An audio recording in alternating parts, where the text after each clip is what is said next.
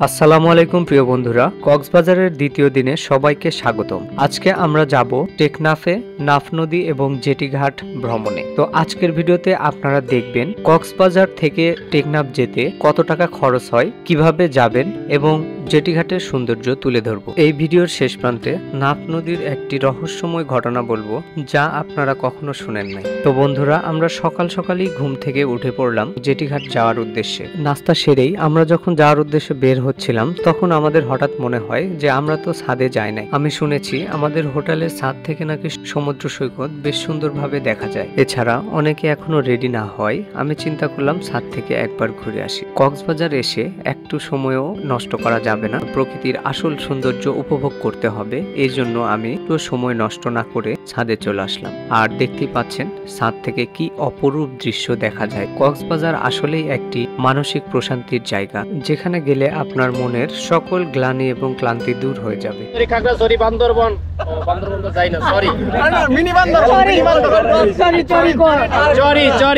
বন্ধুরা, এখন আমরা রওনা দিয়ে দিয়েছি টেকনাফ জেটিঘাটের উদ্দেশ্যে।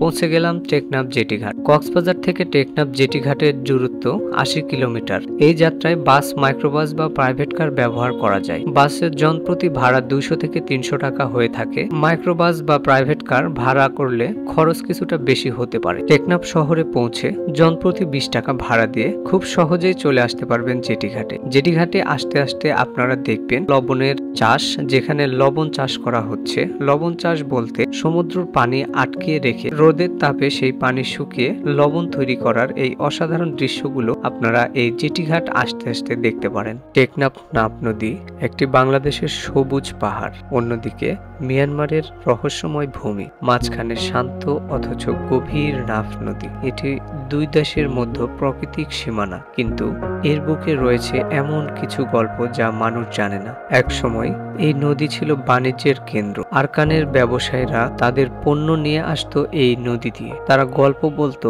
নাফ নদীর গভীর জলে লুকিয়ে আছে সাগরের রহস্যময় প্রাণী। কেউ কেউ বলতো গভীর রাতে নদীর পানিতে ভেসে ওঠে আলোর রেখা, যা পথ দেখায় হারিয়ে যাওয়া জাহাজকে। নাফ নদী আজও জীবনের চিহ্ন বহন করে। প্রতিদিন ভোরে জেলেরা তাদের ছোট্ট ছোট্ট নৌকা নিয়ে নদীর বুকে ছুটে যায় মাছ ধরার জন্য। ধরা পড়ে কাঁকড়া, চিংড়ি আর টুনা মাছ।